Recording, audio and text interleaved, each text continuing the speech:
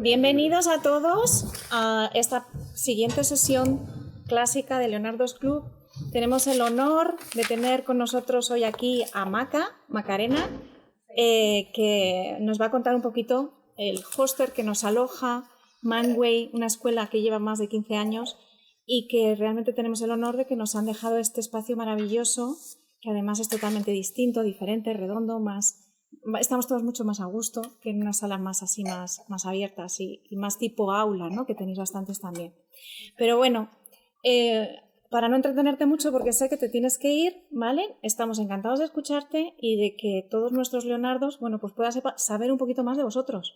Exacto. Bueno, como ya les comentó, mi nombre es Macarena Bullerí. Yo soy tutora académica acá en Mindway. Mindway es un proyecto que nació hace 15 años, cuando la tecnología no estaba tan avanzada, con una visión muy clara, que era poder otorgarles a los centros educativos esta tecnología como, para poder hacer que le hagan llegar los estudios a más estudiantes.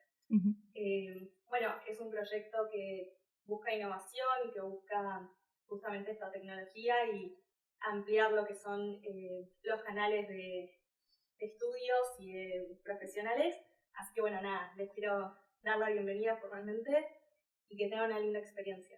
Genial, Maca, muchísimas gracias. Bueno, todos y cada uno de los que estáis aquí, que sepáis que en estos momentos ellos están de lunes a jueves cediendo sus salas para la gente que quiera conocerles.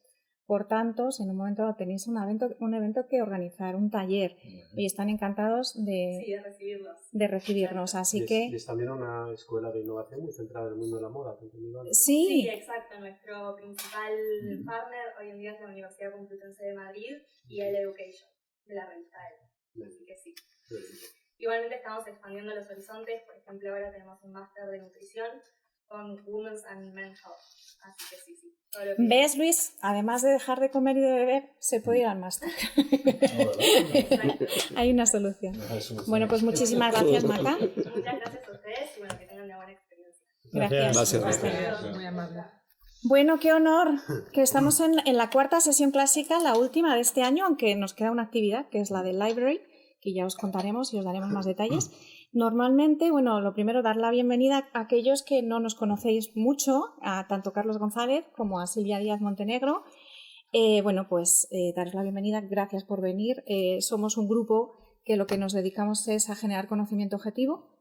De hecho, una de las iniciativas que tenemos salimos la semana que viene en nota de prensa, y aprovecho a contároslo a todos, porque hemos lanzado nuestro propio canal de contenidos, es decir, estas sesiones ya están en un canal de contenidos. Tenemos unas sesiones que tenemos aproximadamente cada 4 meses, entre 3 y 4 meses nos estamos reuniendo, y la idea es que a través de un método científico polímata podamos dar propuestas o a generar ideas y propuestas de cambio ante situaciones de tremenda actualidad que nos preocupan a todos y que realmente muchas veces no sabes dónde leer porque hay demasiada información en el mundo en el que estamos y muchas veces no tienes una referencia válida. Entonces dijimos, vamos a constituir un grupo, ¿verdad, Adolfo? Un buen día en su despacho dijimos, esto no puede seguir así, vamos a hacerlo nosotros y vamos a traer expertos, polímatas, lo más importante de todo, por eso nos llamamos Leonardos, porque Leonardo era un polímata, un curioso empedernido que le daba todo, pero también con mucho expertise, con mucho conocimiento y de tal manera que aquí nadie protagoniza la sesión, aunque tenemos 2 maravillosos introductores hoy.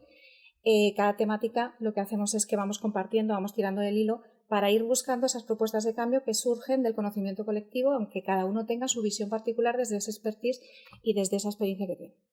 Así que importante también deciros que el año que viene estamos a puntito de empezar nuevo año académico Leonardos. Vamos a generar nuevas temáticas. De las novedades que vienen respecto al año que viene es que os vamos a hacer protagonistas a todos y cada uno de los Leonardos y el año que viene vamos a estar cada mes o cada 15 días haciendo protagonista a un Leonardo. ¿Qué deberes tenéis? Pues tenéis que empezar a pensar en vuestra historia leonarda, ¿vale? Porque lo que vamos a hacer es, lo vamos a promocionar en las redes sociales y lo que queremos es que contéis, pues José Manuel, Margarita, Carlos, Adolfo, como Leonardo, qué es lo que os caracteriza y cómo para apoyar al grupo por una parte y por otra parte también para difundir información sobre vosotros que es tan interesante y que también puede ayudaros en vuestra labor profesional y en vuestra labor de transmisión de conocimiento. Eso, y bueno, estamos también en el momento de construir nuevas ideas, por tanto, abrimos el abanico aquí y os invitamos, ya lo hemos hecho con Oyer, ya hemos parido una pequeña idea para el año que viene y os la comunicaremos en breve. Entonces, pero bueno, sobre todo lo más importante es que ya tenemos portal de contenidos, que os lo hemos comunicado a todos, que por favor, que cuando tengáis una duda o queráis en un momento dado revivir un momento, ya lo tenemos, ya tenemos disponibilidad, ya tenemos ese portal. Y si queréis compartirlo con alguno de vuestros familiares, amigos, ya tenemos algo físico que mostrar. Así que animaos y entrar, ¿vale? Y sobre todo porque hay veces que hay sesiones donde se te queda la cosa de decir, oye, esto, jolín, me lo he perdido de alguna manera y no hilé esto con esto, y así lo podéis revivir todos y cada uno de vosotros. Al salir en nota de prensa, la semana que viene estaremos en el candelero con esto del portal de contenidos, pero van a venir más novedades para el año que viene, así que bueno, pues qué emoción. Así que hoy me he extendido un poquito, pero vamos a dar protagonismo a los protagonistas, ¿vale? Al tema de hoy, que es interesantísimo. Vamos a ver por qué hemos elegido hoy un tema como filosofía y arquitectura de procesos para una actualidad compleja. Pues precisamente porque estamos en un entorno tremendamente complejo. Es decir, si hay algo en lo que estamos de acuerdo prácticamente todos los que hablamos, es que esta situación no es fácil, ¿vale? No se sabe por dónde va a ir. Tenemos una incertidumbre entre la crisis, los precios, la guerra, la gente que además está muy desanimada. O sea, en líneas generales, no sé vosotros, pero yo todos los días intercambio con distintos profesionales y la gente está como desanimada, con problemas incluso de salud, que del estrés se les está yendo a problemas de salud. Bueno, pues si hay dos disciplinas que han estado vinculados con la complejidad, una ha sido la filosofía y otra es, evidentemente, los sistemas, ¿verdad? Cada vez que teníamos que hacer algo en las empresas de tecnología para sistematizar procesos y hacer que fueran lo más amigables para el cliente, eso era un Cristo, ¿no? Bueno, pues se nos ocurrió la idea de, ¿por qué no poner a estas dos disciplinas a hablar, a ver si nos dicen algo para darnos ideas sobre esa complejidad que tenemos encima de la mesa? Entonces, tengo una mesa muy característica y muy especial, muy llena de banca, porque chicos, aquí está el Santander, en la cabeza de Carlos, en la cabeza de Adolfo, el BVA, Miguel Ángel es ex BVA, Margarita ex BVA y tú ex ING. O sea que tenemos. Y ex Bankinter. O sea, lo mío ha sido redivivo. Con lo cual. Sé que te va el naranja. Bueno, me va el naranja. A excepción de esa línea de por allí, ¿vale? Y la que estamos por aquí, que también estamos muy vinculados con el mundo de la banca, la verdad. Entonces, bueno, pues tenemos aquí el placer hoy de contar con a Nelson, lo conocéis todos, no voy a contar, aunque es verdad que él es muy callado y que apenas cuenta cosas de él, pero todos le habéis escuchado y habéis dicho, madre mía, lo que sabe este hombre, ¿no? Porque es un erudito, sobre todo del mundo de la filosofía, que le fascina, ¿no? Entonces, esa es la razón fundamental por la que está hoy aquí, aunque tiene muchísimas otras facetas profesionales, ha estado en un montón de empresas que conocéis y además tiene, y precisamente la semana pasada ha estado con nuestro patrocinador, con Dios, lanzando una propuesta de kit digital para el pequeño empresario a través de su iniciativa Bisocial. Entonces, bueno, ahí me quedé un poco impresionada. Así un poco con el patrocinador. No, si te patrocina Dios, hecho Dios, claro. Lo patrocina el Design Institute of Spain, pero es que lo gracioso de nuestro patrocinador es que ya les conocemos tanto que pues eso, hablamos de ellos como Dios porque ellos, las siglas, siempre están jugando con el rollo de soy Dios, ¿sabes? Entonces, bueno, pues la cuestión es que la semana pasada ha habido una sesión con Bisocial y el kit digital. Y evidentemente él se dedica al mundo digital porque, entre otras cosas, comparte con Silvia que es informático. Es decir, tenemos dos informáticos, uno hablando de filosofía y la otra hablando de lo suyo, ¿no? De sistemas complejos. Pero no es que este no le dé a la tecnología, pero hoy está dándole a la filosofía. Y luego tenemos a Silvia Díaz Montenegro, que es un amor de persona. O sea, eso yo creo que hay que ponerlo encima de la mesa, lo primero de todo. Nosotras nos conocimos a través de LinkedIn y yo creo que fue amor a primera vista. A primer oído. Y luego tuvimos una sesión donde nos empezó a contar una cosa súper interesante de Golem, que ahora nos contará. Y cuando pensamos en un poco meterle mano al tema de sistemas complejos, dijimos, tiene que ser Silvia. Así que ya no interrumpo más, por favor. Paso la palabra a Nelson para que empiece con el tema de la filosofía. No, la idea es también un poco tratando de recordar, ¿no? lo máximo posible. Los títulos, como veis, siempre son muy rimbombantes, ¿no? Filosofía y arquitectura de procesos en una actividad, para una actualidad compleja, ¿no? Entonces yo lo que hice fue, mira, yo me quedo con lo fácil, yo me quedo con filosofía, me quedo con compleja y de ahí tiro, ¿no? Entonces, claro, usar la palabra filosofía como herramienta de análisis, ¿okay? Vale, uso filosofía como herramienta de análisis para saber cuál es el sentido de las palabras, ¿no? Entonces, al final, con la filosofía, lo que hacemos es eso. Una de las partes de la filosofía lo que busca es darle sentido a las palabras. Pero cuando pensamos, ok, ¿y qué es darle sentido a las palabras? ¿Cómo puedo darle sentido a las palabras? Sabéis que las metáforas me encantan, el mundo metafórico me gusta mucho, y el significado de dar sentido a las palabras, si usamos la metáfora del canal de Michael Reddey dice que las palabras son envases donde metemos las ideas, las ponemos en un canal y se las mandamos a otro. Ese otro las saca y las recibe, ¿no? De ahí es que viene aquello de no te entran las palabras o tus palabras son huecas. Entonces te lo dije, pero no lo recibiste, ¿no? Entonces, un poco dentro de ese mundo metafórico, entonces, pero lo que quiero que nos quedemos es con esa idea, ¿no? Que las palabras son envases donde metemos ideas. Y hoy de la idea que vamos a hablar es precisamente de la idea de la complejidad. Entonces, analizar la complejidad, pero si vemos el concepto, si vemos lo que es complejidad y lo vemos como el típico diagrama de Venn, que son los dos circulitos, para dar con complejidad yo voy a usar dos palabras, y una es caos y la otra es orden. Entonces, si nosotros unimos caos con orden, ese puntito que hay en el medio, donde se entrelazan el uno con el otro, donde se crea el sincretismo, ¿no? Es donde está la complejidad. Cuando dijimos, bueno, hacemos esto, nos metemos en este lío, Elena me dice, te toca. Vas a hablar la parte de filosofía, te toca a ti. Y me dice, pero cuidado, porque te enrollas. Vamos, como una vez. Entonces yo lo que hice fue, mira, no, me hago un esquema donde yo pongo aquí lo que tengo que y no me salgo, ¿no? Y no me salgo, ¿no? Entonces, pero claro, también me sentí seguro. ¿Por qué? Porque cuando, no, es con Silvia. Y dije, Silvia, esto es mujer de procesos, eso va a tener todo estructurado y lo vamos a tener todo bien organizado, así que esto en 20 minutos lo vamos a tener listo, ¿no? Sí, ok. Y llamo por teléfono a Silvia para hablar sobre los 20 minutos con los que vamos a conversar. Madre del amor hermoso, hora y media después nosotros seguíamos enganchados al teléfono diciendo lo que íbamos a decir solo en 20 minutos, ¿no?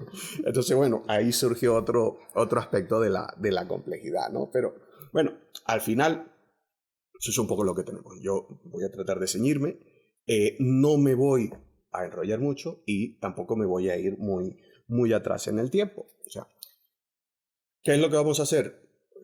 Lo que primero quiero hacer es un pequeñito recorrido sobre lo que es caos y orden, dado que la complejidad es eso que está en el medio, ¿no? Entonces, para no irme muy atrás, me voy a ir un poco a los principios, ¿no? Pero no ese principio de y creó Dios, no. Vámonos a irnos un poquitico más atrás. O sea, 13.700 millones de años atrás había un caos completo. Estaba y todo efervescía y de repente lo que es la entropía comenzó a bajar y en ese momento ese caos se comenzó a convertir en algo que dio el principio a la vida, ¿no? Y que dio el principio a lo que tenemos, ¿no? Entonces esa complejidad ha perdurado desde ese momento hasta el día de hoy.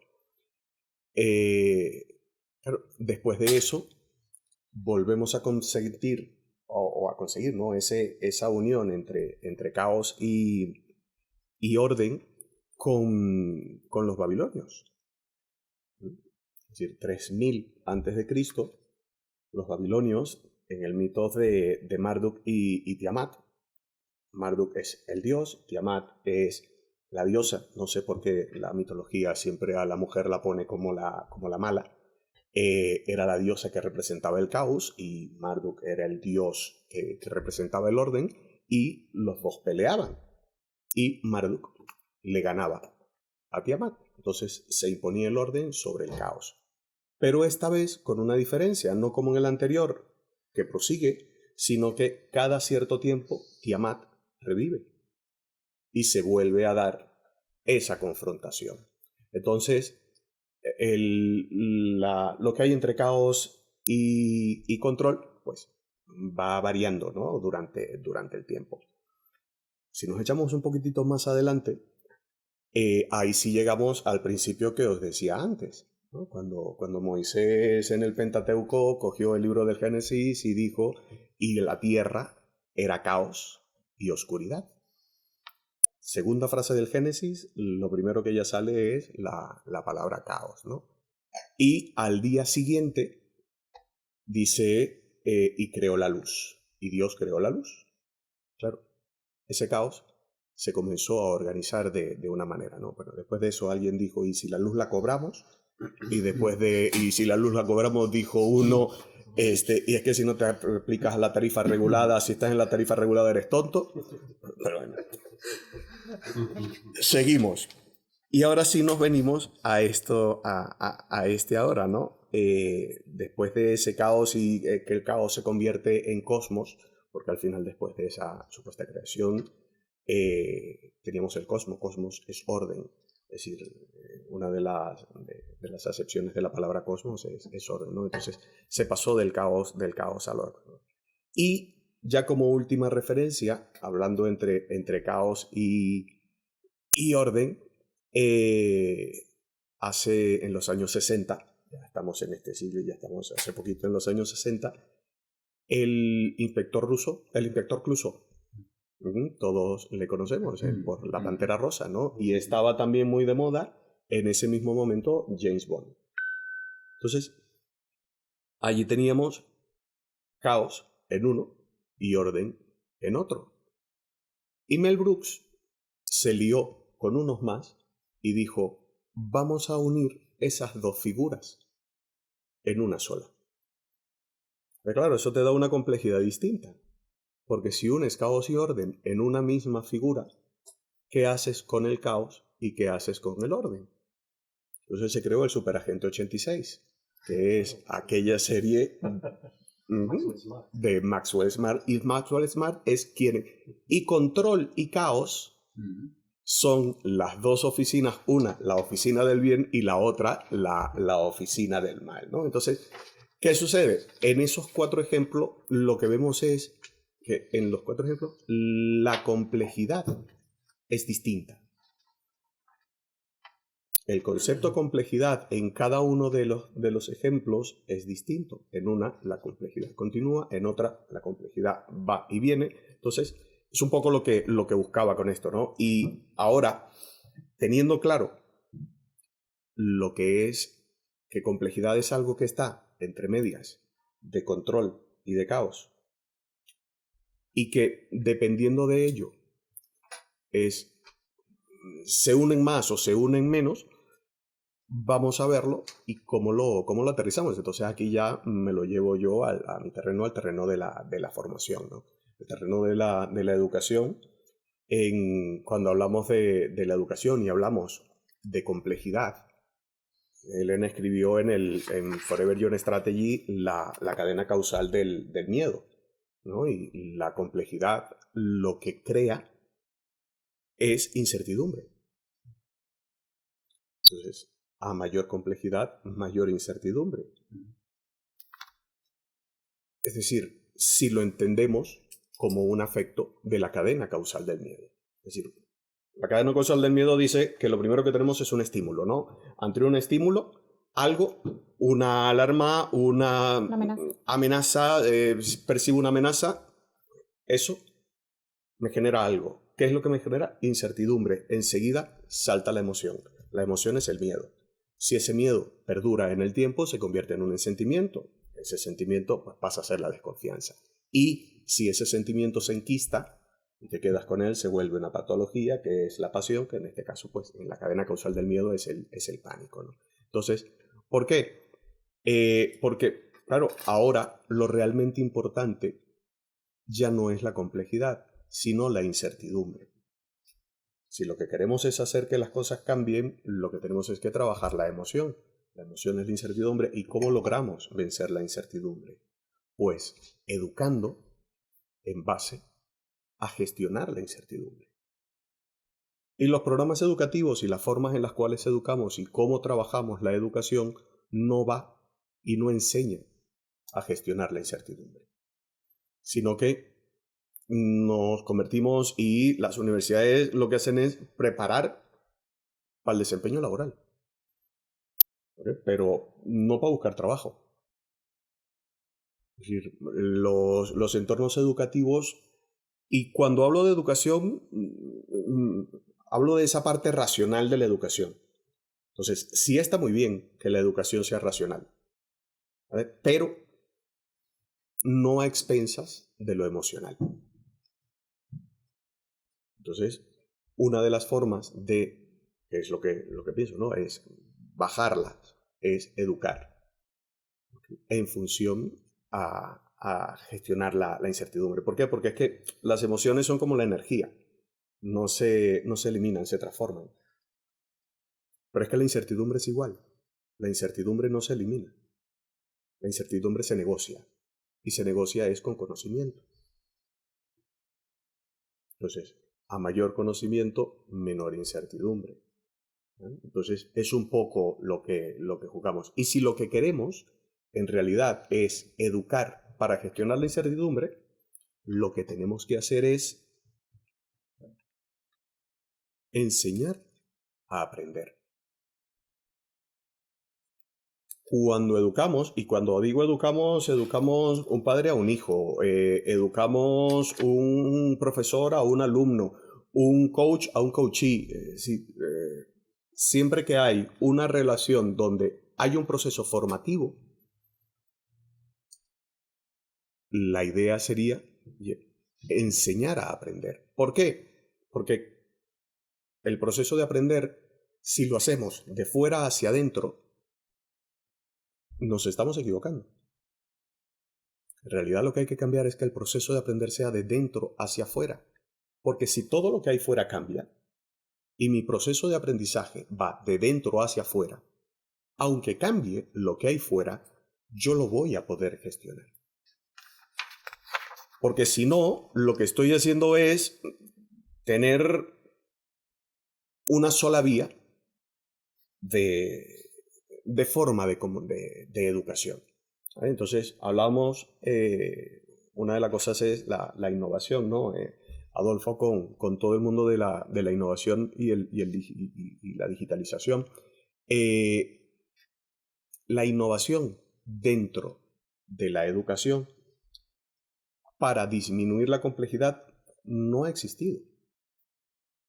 La innovación lo que hace ahora dentro de la educación es mejorar los procesos de aprendizaje.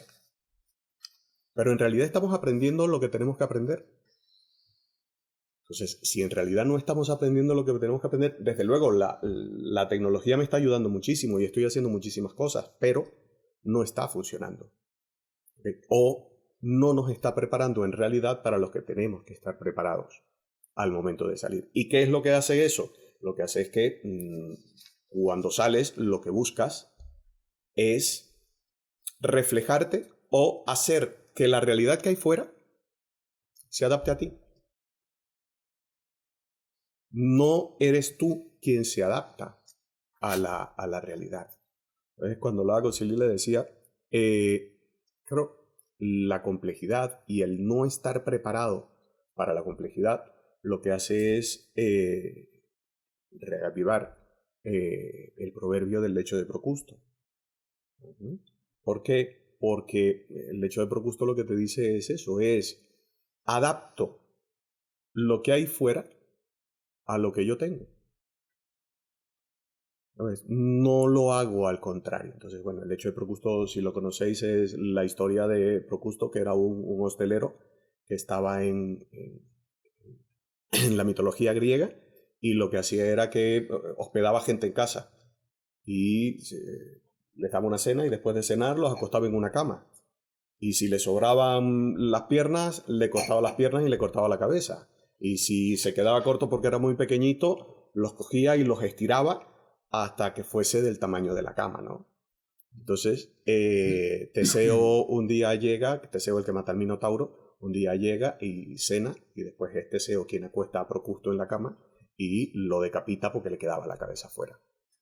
Cuando usamos el lecho de Procusto en estadística se usa mucho y es, vale, no me cuadran los números, los estiro o los adorno para que me funcione. ¿Pero por qué hacemos eso? Porque no estamos trabajando la incertidumbre. Porque los procesos educativos o la forma en la cual estamos educando no está. Entonces, simplemente es eso, ¿no? Yo pienso que necesitamos aprender a pensar y que el alumno aprenda a pensar y las instituciones enseñen a aprender. Entonces, aprender tiene que ser ese punto medio y es simplemente uno tiene que enseñar a aprender y el otro tiene que querer aprender a pensar. Y con eso ya te lo dejo servido. No. No importa. Yo vuelvo al momento caos inicial y arranco desde ahí. Todo bien. Y te vas al Big Bang. ¡Ostras! Madre mía. Claro, sí. Menos mal que a mí me toca la de arquitectura de procesos, ¿vale? Entonces yo soy ingeniero de formación, que no de vocación. Informática más que ingeniero, que no sé si es lo mismo. Con lo cual... como sabéis, alguno que os habéis acercado a la programación y cualquiera que se haya acercado a una hoja Excel, lo que compila, compila y lo que no, no. Entonces uno puede escribir lo que quiera, pero luego para que las cosas compilen hay que tenerlas así como muy estructuradas. Entonces, la visión de complejidad que yo tengo es muchísimo más casera que la de Nelson. Me voy a permitir hacer un paréntesis como de definición, porque si no me resulta muy difícil construir algo más que la filosofía es muy necesaria como orientación, pero dice, bueno, y entonces, ¿ahora qué hacemos? Entonces, sabéis que la complejidad es distinto que la complicación. La complejidad es cuando un conjunto de cosas tienen un comportamiento que no es deducible de los trozos que la componen. Por ejemplo, cualquiera de nosotros, si nos cortan en trozos, no sale Luis ni de coña, no sale Adolfo, no sale sí. A ver, que nuestros estómagos... Aunque dejemos de comer aunque y de dejemos beber. de comer. O sea, nuestros estómagos van a tener más o menos la misma... O sea, vamos a reconocer los trozos, pero no sale yo. Y eso que parece como... No, claro, es que un ser humano es muy complicado. Déjame que yo lo lleve a un caso súper idiota. El agua, cuando tú la miras... Las moléculas de agua son siempre H2O. El agua hay veces que no la ves, hay veces que te la puedes beber y hay veces que puedes andar encima, porque es hielo. La diferencia entre unas cosas y otras es que los enlaces de Fermi que hay entre esas moléculas son estables o no. Si son estables, se convierten en tan fuertes que puedo ir yo con mis tacones de aguja sobre una placa de hielo. Y es algo muy fuerte, mientras que el vapor no se ve. Eso es un sistema complejo. Entonces, el comportamiento emergente del sistema complejo es esa sorpresa que surge de la interrelación, que no de los trozos. Entonces, cualquiera de nosotros es una colección de aminoácidos, pero la vida no sale de ahí. La vida no se sabe. O sea, si cogemos los mismos aminoácidos que componen a Oyer y los pongo en un otro sitio al lado, no me sale Oyer nunca, ni en condiciones iguales de presión y cosas. No sale Oyer. Y ya que Oyer crezca ya, o sea, el solito ya es la remundial. O sea, la vida es una expresión de complejidad porque sale sola de una manera que no sabemos reproducir de otra manera artificial. Ya lo dijo Frankenstein.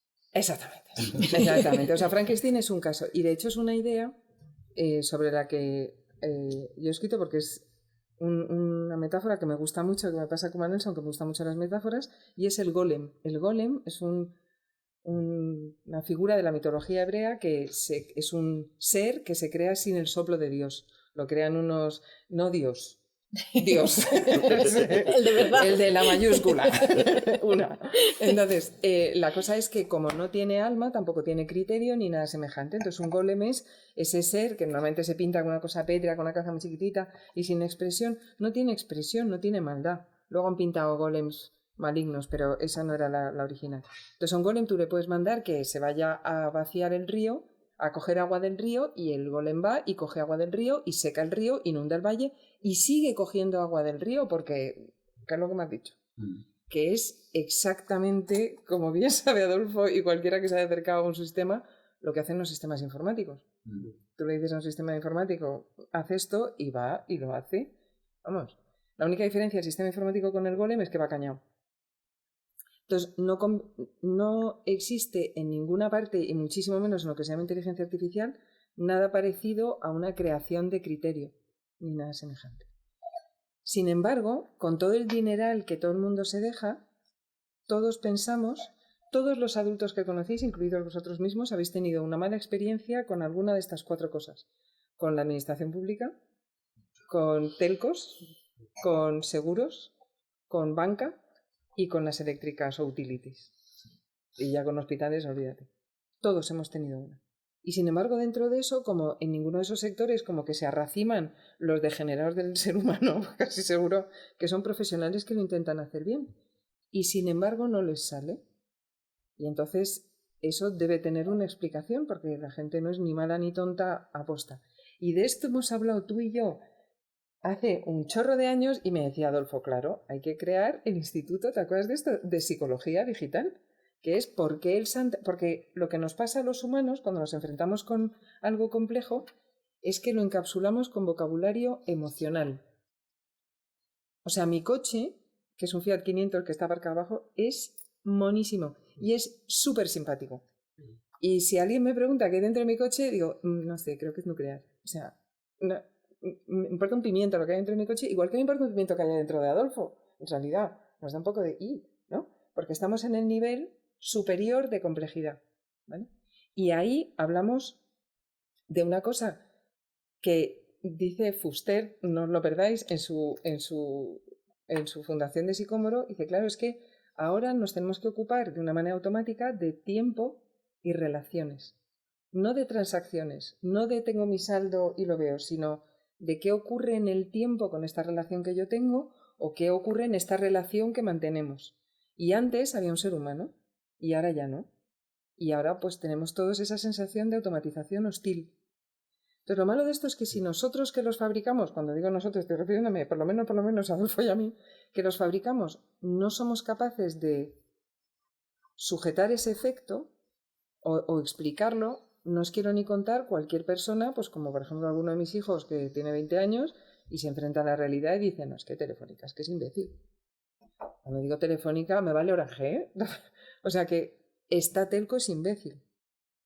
Y estudiando sobre esto resulta que los humanos cuando nos enfrentamos a algo complejo, con vocabulario emocional, que no es que queramos hacer el mundo más amable y más femenino, no, es que utilizamos ese vocabulario para encapsular cosas. Pues juzgamos de acuerdo a 2 ejes. ¿Cuál es mi percepción sobre sus intenciones de esa cosa que tengo enfrente? ¿Y cuál es mi percepción sobre la capacidad que tiene de llevar a cabo sus intenciones? Y eso se divide en 4 cuadrantes, que desde que tenemos 2 años los humanos sabemos hacer muy bien, que son cómo es de cálido o de amistoso y cómo es de capaz, ¿no? Entonces, si es cálido y amistoso y capaz, pues es como mi papá cuando yo era pequeña, o Dios con la de una sola, o Papá Noel, o sea, gente a la que sigo, confío, bien. Luego están los que son capaces pero no amistosos, y ahí es gente de la que hay que correr o esconderse. Ahí están los tiburones, el demonio, las marcas caras que no me puedo pagar. Luego están los que son cálidos pero incapaces, y ahí están los bebés, las personas mayores, los discapacitados. Es un arquetipo, ¿eh? Esto no quiere decir que lo sean de verdad. Y luego están los que además de feos son antipáticos y no valen para nada, y ahí están las cucarachas. Así, resumiendo. Cuando le preguntas a los españoles de 2018, tengo el documento que les llama la atención, ¿dónde pondrían a las marcas que conocen? Todas las telcos, sin excepción, están en el cuadrante de las cucarachas.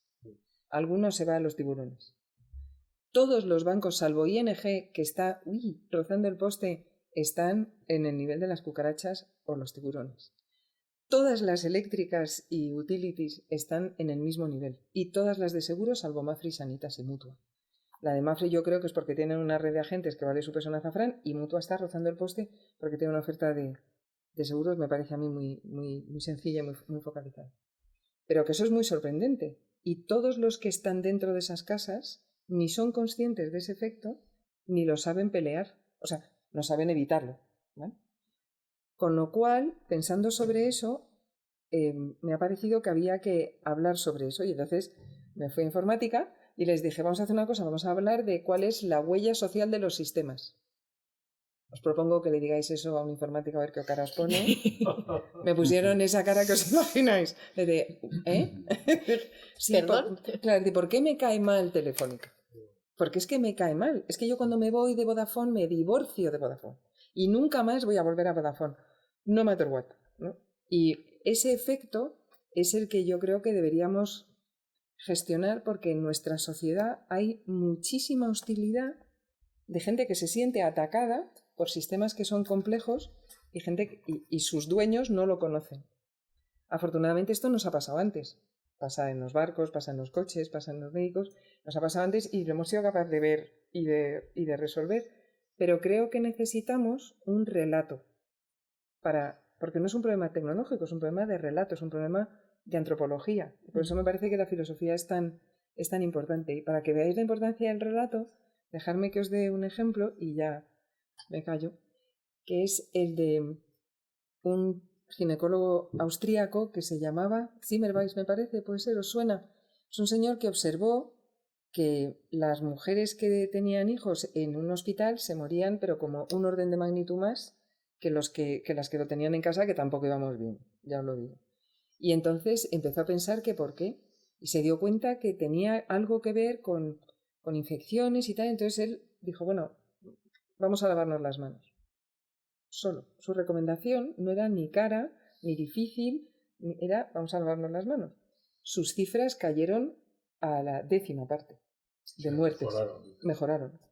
O sea, en vez de tener un 30% de muertes, tenía un 3%. Y en vista de ese éxito, le echaron del colegio de médicos, se proscribió esa horrible instrucción y le terminaron ingresando, bueno, agarró un rebote tan grande que le ingresaron en un manicomio donde murió de una paliza a los 15 días. Una generación después, Louis Pasteur, con su microscopio, fue capaz de ver que las bacterias que había en las señoras que se morían eran las mismas que venían de la morgue. Porque las personas que estaban en un hospital, en muchos casos, estaban haciendo también investigación o autopsias o lo que fuera. Y las traspasaban de un sitio a otro. Entonces ya pudo explicar por qué, si no te lavaban las manos, la gente se moría. Y hoy día nadie ni lo discute. Y fue el relato lo que cambió el comportamiento, no la verdad tecnológica. Entonces, por eso yo creo que es súper interesante hablar de esto en términos antropológicos. El último dato es que yo lo suelo llamar pensamiento femenino, ya en el colmo de la gamberrada, porque nosotras las mujeres nos suele pasar, esto es un arquetipo, como a mí con mi coche, que me da un asco horroroso abrirlo. Y de hecho las neveras no tienen capó. O sea, las mujeres encapsulamos las cosas, pero tenemos muchas cosas que hacer. Y los hombres, sin embargo, os divierte abrir cajitas y, ¿no? Entonces, desde la ilustración, los hombres os dedicáis a, un animal, está lleno de órganos, está lleno de células, ¡ostras! Y llegáis a los átomos. Mientras que en nosotras nos interesa muchísimo más el comportamiento de interrelación social, por ejemplo, y entonces preferimos que ese cuerpo no lo descosas y vamos a hablar de cómo se llevan entre sí. Eso es tan difícil de percibir que las primeras cosas que se hablan de medicina, de cómo se saca el hígado de un ser humano, están en Mesopotamia, me parece, en el siglo, en el 6000 a.C., un asco. De la psiquiatría hemos tenido que esperar al 1800 y mucho para hablar de cómo es el comportamiento de un humano en total, ¿no? Y sin embargo, lo que nos cambia la vida es el comportamiento en total. Por cierto, para el comportamiento en total de nuestro cuerpo, lo único que es completamente necesario, bueno, aparte de que el corazón nada tenemos, pero hay corazones artificiales, es el córtex frontal, solo. Mi padre sin córtex frontal, con las mismas intenciones que siempre tenía, que era un sol, y con su mismo cuerpo funcionando estupendamente, era incapaz de mantener una relación social aceptable.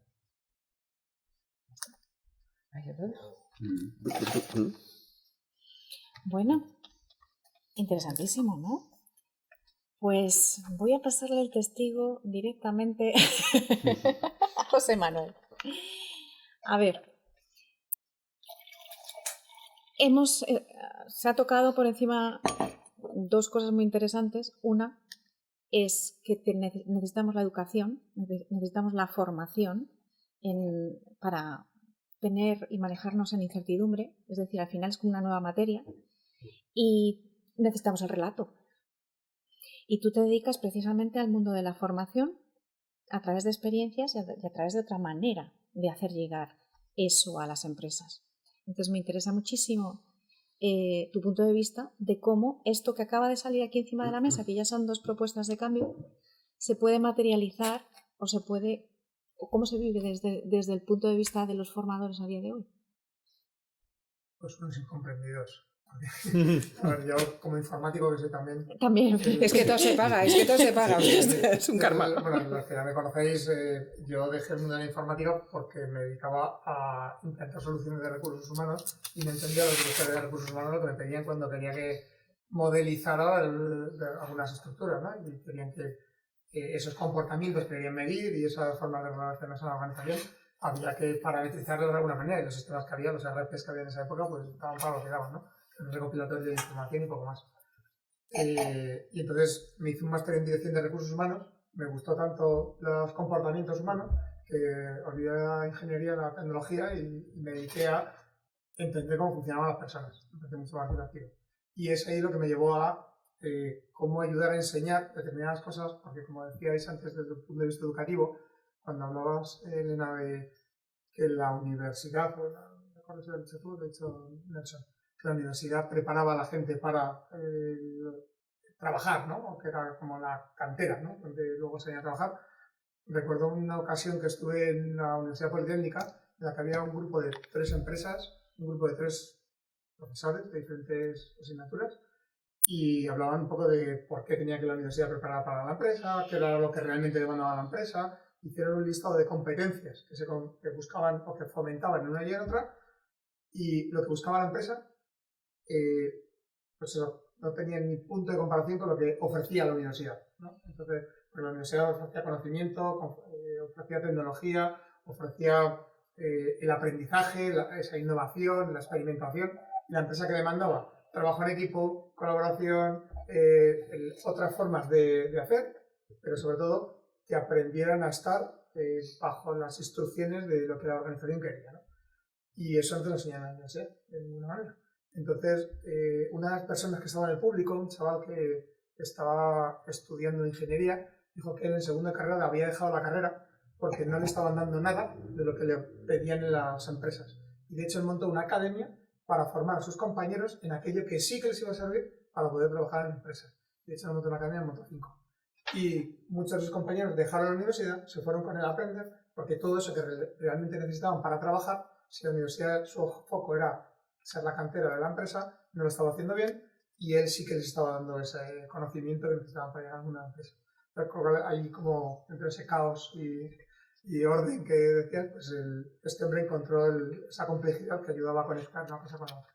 Pero un poco a lo que ibas con qué realmente necesitan los formadores, pues creo que cada vez más una cosa que ahora mismo se está poniendo también de moda, el pensamiento crítico, ¿no? El ser capaz de pensar, de darte cuenta de qué es lo que realmente te vale, te es útil para conseguir los objetivos. Y no todo vale. Y hace tiempo me dijo una persona en un proceso de selección que me gustó mucho el planteamiento, que muchas veces en las organizaciones contratamos a la gente por sus capacidades y los despedimos por sus habilidades. Sus conocimientos, perdón, y los despedimos por sus habilidades. Contratamos por lojar y despedimos por... Exacto, entonces contratamos y buscamos un currículum súper estructurado que tenga un montón de cosas, experiencia que hay por muchos sitios, pero no nos importan sus habilidades. Pero luego, cuando está en la organización, queremos que haga cosas como yo le digo, toda esa capacidad que tiene la ignoro, porque yo lo que quiero es que haga las cosas como yo te digo, y esas habilidades que necesitas realmente para colaborar, trabajar en equipo, liderar personas, relacionarte, etc., y están y se desesperan. Y cuando ahora empezamos, y a mí me hizo mucha gracia como los nuevos modelos educativos, que sobre todo en edades más tempranas están saliendo grupos formativos que están impulsándolas, mi mujer, que es profesora de instituto, me decía, pero ¿por qué les enseñan eso? Si luego en el instituto seguimos valorando conocimientos, puntuando determinadas cosas y no lo que le están enseñando ahora. Digo, pues hay directivos de muchas empresas a los que yo formo que pagan un dineral por eso que le están enseñando gratis a mi hijo. Digo, entonces yo quiero que le sigan enseñando eso, pero probablemente esté mejor preparado para el futuro que esos directivos que han salido de los modelos tradicionales de aprendizaje. ¿Y cómo se nos ocurre, o sea, cómo visualizas tú una formación para manejar la incertidumbre? Ahí luego no te preocupes que te va a ayudar Oyer, porque Oyer es el del Design Thinking. Pues yo creo que la filosofía nos va a ayudar mucho. De hecho, conozco una persona que lleva mucho tiempo intentando llevar la filosofía al mundo de la empresa y le está costando mucho porque no se valora, no se ve. Pero precisamente el ser capaz de pensar, pero la gente que piensa en la empresa también es incómoda. Entonces, realmente, ¿qué queremos en la empresa? Gente que piense, gente que ejecute. Entonces, en función de lo que busquemos, pues así necesitas esos perfiles en la organización. Para gestionar la incertidumbre necesitas conocimiento, necesitas hacer esos sistemas complejos y necesitas ser capaz de moverte en la incertidumbre, que te genera estrés, te genera una serie de emociones que no sabemos, porque no nos han enseñado técnicamente a cómo hacer las cosas, pero no emocionalmente. Entonces, creo que esa formación en la incertidumbre tiene mucho de cómo gestionar emociones, cómo gestionar relaciones y a partir de ahí la capacidad de crear, ¿no? Carlos, Marga tiene 2. Yo tengo que hacer el conjunto nerd total. Muchas veces. Que yo me voy a permitir añadir a lo que tú dices que yo creo que seguramente una generación nos hemos obnubilado con el crecimiento en modelos matemáticos y en estadística, entonces de repente hay como un sesgo hacia el mundo estadístico, matemático, que es un mundo que tiene una ilusión de exactitud. Y entonces se enseña, por ejemplo, que los modelos son así y todos los modelos son falsos. Por definición, o sea, enseñarle a un niño que si alguien delante de él tira 50 veces la moneda y sale cara y luego la próxima vez que tire vuelve a ser igual, dice, a ver, no sé si vuelve a ser igual, pero si vuelve a salir cara, rómpele las piernas. O sea, me da igual el modelo, que la vida real no es ¿sabes? La reducción a los modelos yo creo que es terrorífico. Yo cuando estudié en la Facultad de Informática hice mi primera carrera en el área de logística, ¿vale? Y me encantó porque tenía un compañero que me ayudó a hacer mi proyecto de carrera y él tenía un compañero cuando él estudiaba que trabajaba en una empresa de brokers de bolsa. Decía que había 3 tipos de empleados en los brokers de bolsa. El que estaba, lo que sale en las películas, ahí colgados a teléfono 24 horas, compra, vende, los que salían ahí en Wall Street, que esos morían a los 2 años, pero era alguien carne de cañón que tenías que ir reponiendo. Luego estaban los matemáticos, estadistas, etcétera, que creaban modelos para poder ganar dinero. Para que los otros no mueran en 2 años. Y la clave de todo, lo que hacía que funcionara todo aquello, que era por lo que comparto totalmente tu visión de creamos un modelo, pero luego el modelo había que hacerlo funcionar. Y para que hiciera funcionar el modelo tenías a los que se dedicaban a cenar y jugar a golf, que eran los que creaban o el que hacía que se moviera o se hicieran las circunstancias que hacían que el modelo pudiera funcionar. Y entre ello implicaba pues tirar la bolsa de Tokio un millón de veces o hacer barbaridades, ¿no? Y yo por eso nunca he invertido en bolsa ni creo que lo haga viendo... Sí, viendo lo que hay detrás. Claro, digo, ostras, si hay unos tíos que manipulan esto como les da la gana para ganar ellos dinero, pues, ¿qué me estás contando? ¿No? Yo no quiero... O estás en el grupo de los que saben cómo manipularlo o fuera de ahí porque te van a sacar hasta los ojos. Entonces, y perdonad por lo que estáis en banca y tenéis otra visión, ¿vale? Sí, pues estás en la mesa equivocada, ¿eh? O sea, bueno. A lo mejor habéis salido de la banca porque ya no... Ahora le voy a pasar el testigo a Oyer, porque Oyer es una persona tremendamente creativa y además que se dedica a diseñar y a crear.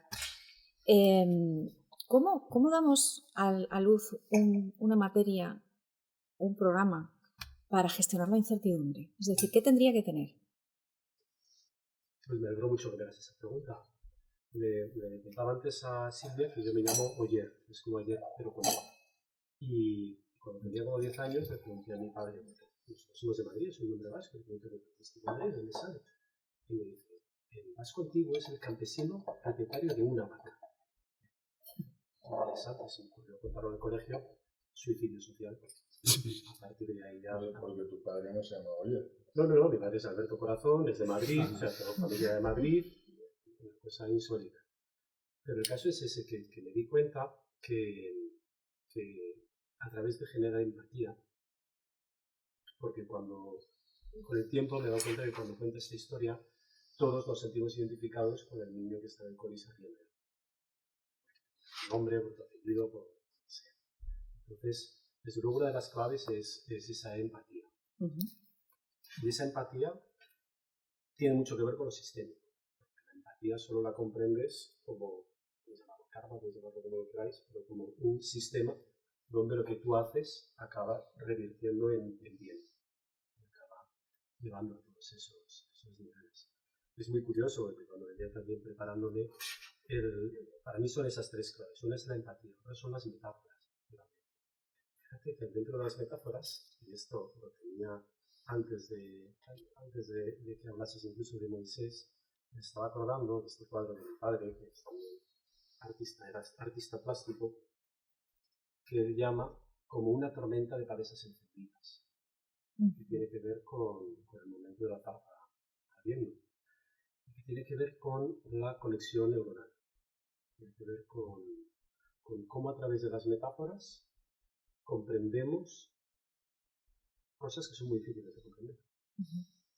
Y que en realidad todos entendemos que es lo que llamamos en Design Thinking insights, que en castellano digo verdad verdadera. Todos entendemos que eso es una verdad verdadera. Hay unas conexiones que son las que generan esa innovación también. Para mí es empatía, es metáforas y desde luego incertidumbre. Todo esto nos lleva al territorio en el que yo me muevo, que es de la innovación. Mañana os pasaré, porque no me acordaba, pero tengo un artículo que publiqué en el Huffington Post, que se llama El enamorado de la incertidumbre. ¿Sí? Parece un tema de Jorge Drexler, pero no. Y lo que tiene que ver con la incertidumbre tiene que ver con las emociones, tiene que ver con cómo gestionamos todas estas. Entonces, a mí siempre me ha pasado, por ejemplo, cuando siento angustia, ¿no? Cuando siento angustia, noto que tengo en el pecho como mucho, aquí se angosta. Entonces, como se angosta, no sabe todo lo que tengo en el pecho.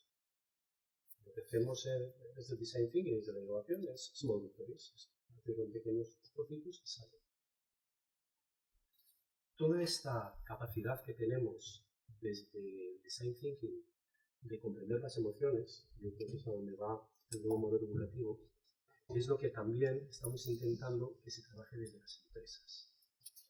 Estamos intentando que las empresas, los recursos humanos, pero las empresas en sí, desarrollen sus habilidades blandas. Las empresas empiezan a ser de verdad empáticas, empiezan a ser de verdad preocuparse por el otro. Todo esto ahora empezamos a llamar BIPOR, triple impacto, triple balance, ODS, Inner Development Goals, ULab, U-Theory. Hay una serie de conocimientos que vienen ahora del MIT, de hecho, que empiezan a ser espectaculares. Tienen que ver con empezar a pensar menos y sentir más. Y todo esto ahora se le está empezando a llamar co-sensing, la capacidad de empezar a co-sentir. Y es muy interesante, y es una disciplina totalmente nueva donde estamos todos acojonados, porque nadie sabemos por dónde va, pero que funciona muy bien. Yo estoy ahora mismo en programas que estamos haciendo. Estamos en el país equivocado. Estás en la otra punta, ¿verdad? Aquí lo llaman mucho happy flower. Exacto. Estamos en el país total equivocado de esto. ¿Y vamos a ver, esto está siendo súper interesante y además has dicho tres cosas brutales, vamos, desde mi punto de vista, porque al final ya tenemos una especie de programa basado en empatía, con metáforas, pero el tema tiene que ser incertidumbre. Para ser incertidumbre, entiendo que tendríamos que estar rotando las materias, es decir, tampoco podría ser un programa cerrado, ¿verdad? Y ahora paso a ti.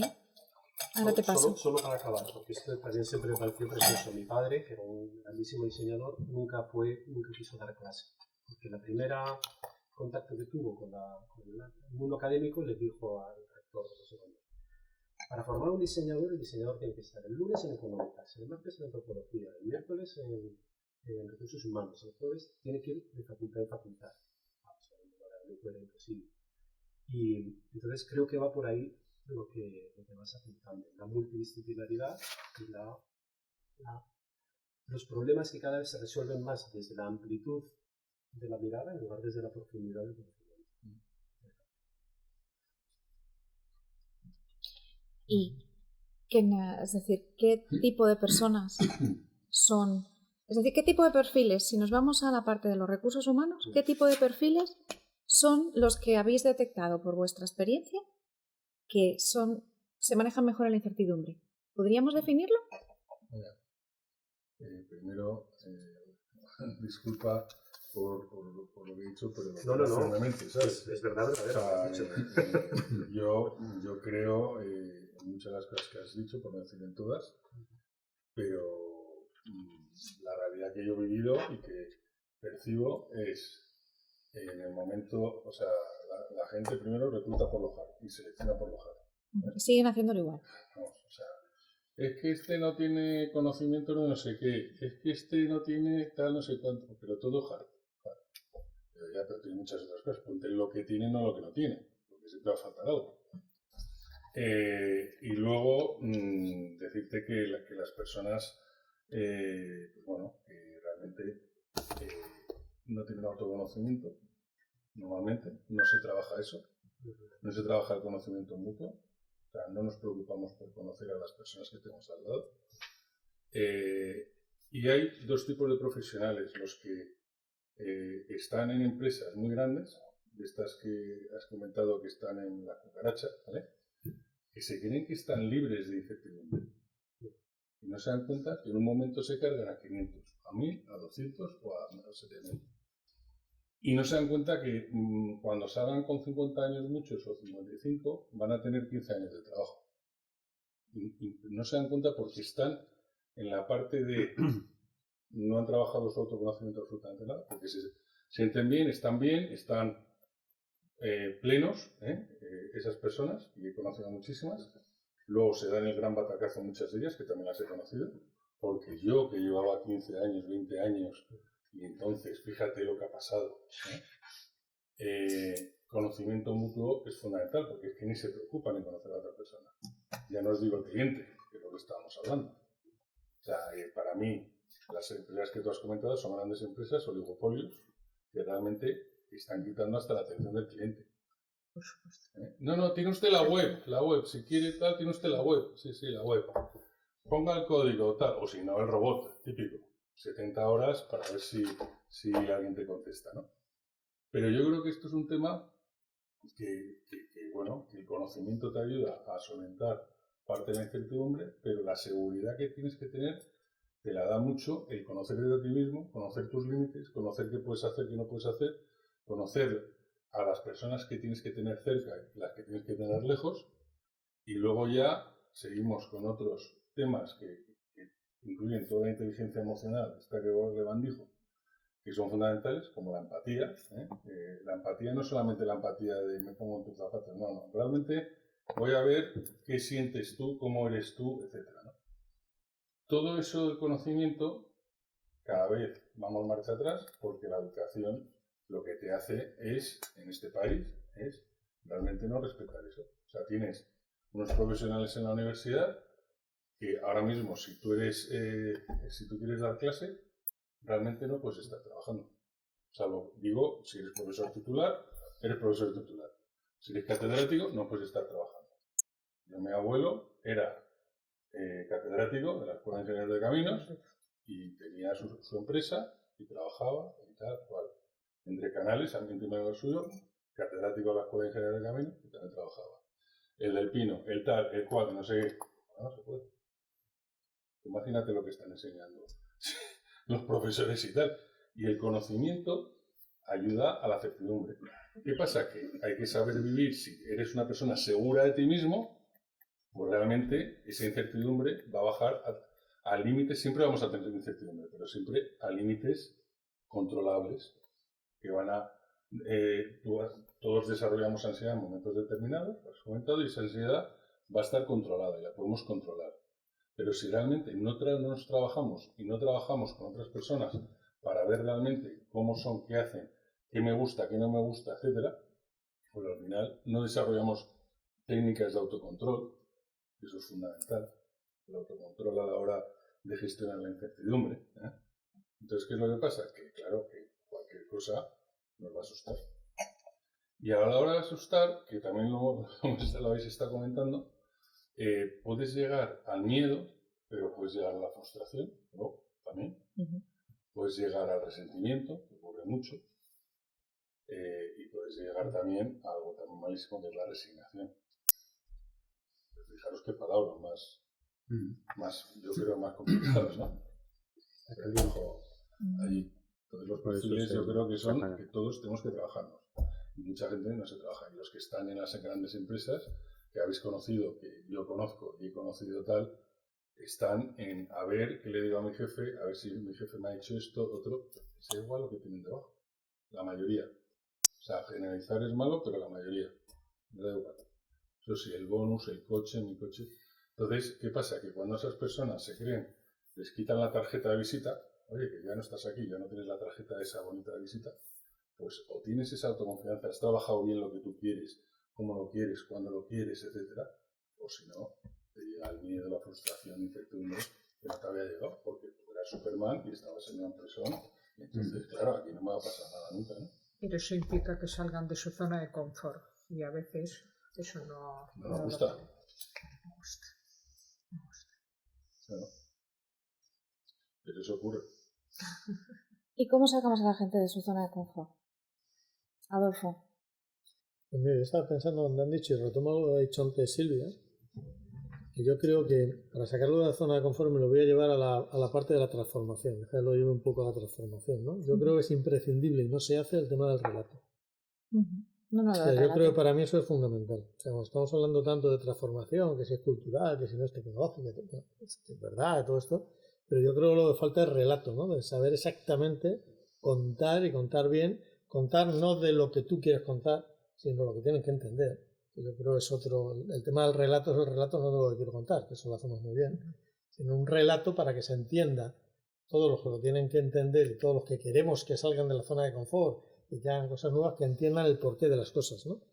Entonces yo creo que ese es el camino es un camino del entendimiento, ¿no? Un poco lo que decía Luis también, ¿no? El conocimiento. Es imposible, si no entiendes las cosas, es imposible que hagas cosas distintas. Las harás de forma automática, pero en el momento que te quiten el automatismo volverás a tu estado anterior porque es el que entiendes y estabas haciendo una cosa forzada, ¿no? Y en los cambios, estando en la zona de confort, hacemos mucho de enseñar, digamos, mecánicamente, enseñar mecánicamente los cambios, y creemos que ya ha cambiado hoy, en vez de dar F5 das F3 y está dando F3, pero como no ha entendido por qué da F3, en el momento que te vas da F5, ¿no? Porque no sabe por qué tenía que dar F3, ¿no?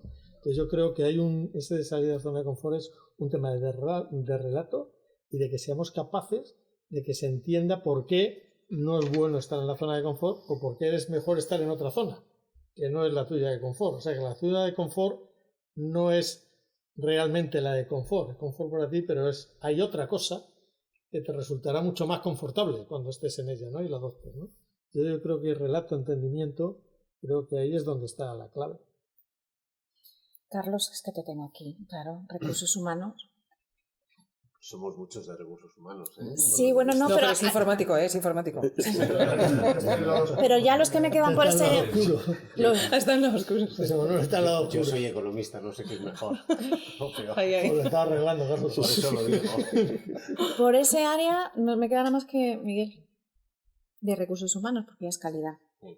Pero bueno, sí es verdad que hay una cuestión que acabamos de decir que me parece que ya estamos, fijaos que tenemos casi el programa, ¿eh? Es decir, hemos hablado de empatía, hemos hablado de las metáforas, hemos estado hablando de las o los cambios en los programas, es decir, hemos cambiado tanto los cambios en los programas como el poder tocar distintas cosas. Estamos hablando del tema del autoconocimiento, que también sería como otra temática. El conocimiento. Un tema importante, y una palabra que yo creo que es clave, es entender. Entender. O sea, para mí es que me parece eso sería sería esta otra materia dentro del propio programa, ¿no?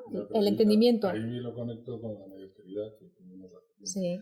Que hay gente que con nuestro nivel de comunicación es uno y ves que es que no van a entender nunca. Porque la base no la tienen. Y ahí vuelvo a la educación, a tal, etcétera, etcétera. Pero para eso es importante que desde esa educación, parte de esa educación sea en entender las cosas, ¿no? O sea, no pasar superficial. O sea, es que para mí es la clave no está tanto en lo que cuentas, que contamos todo, sino qué capacidad de entendimiento hay, ¿no? Nosotros, Carlos, pues lo hemos convivido, ¿no? Lo hemos compartido, ¿no? Cuando estás en una gran organización y mandas un email o mandas un mensaje, manda lo que quieras, ¿no? Y entonces, claro, eso dice, no, ya lo he dicho, ¿no? Ya lo he comunicado, ¿no? Ya tengo la satisfacción del deber cumplido y me puedo ir a casa porque ya lo he dicho, ¿no? Digo, ya, pero es que resulta que de los 20.000 no lo han entendido 19.900, ¿sabes? Entonces el problema... 99. ¿Sabes? Entonces, pero el que lo ha hecho se va, como digo yo, con la satisfacción del deber cumplido porque ya lo ha dicho. ¿Pero qué has dicho? Si no lo ha entendido nadie, ¿no? De lo que has dicho. ¿Entiendes? Entonces, por eso no es tanto... Es un relato que se entienda. O sea, hay que ponerse desde la parte del receptor, no del emisor. Entonces aquí también nos hace falta tener entre nuestras materias teatro, ¿no? Teatro, por ejemplo. Improvisas y además lo tienes que contar. Lo tienes que contar de manera que lleve un relato y que te entiendan, ¿no? O sea, que podríamos meter teatro. Nosotros diseñamos un programa de atención al cliente, que se estaba desapareciendo, y lo primero que les enseñábamos era locución, para que pudieran trabajar, o sea, el tema de seguridad en la voz, que trabajaran la voz y supieran trabajarlo adecuadamente y no murieran intentando desgañitarse para que contarle al otro cuando realmente lo que necesitas es trabajar de otra manera. Lo siguiente era la improvisación, porque no era... ¿sabes?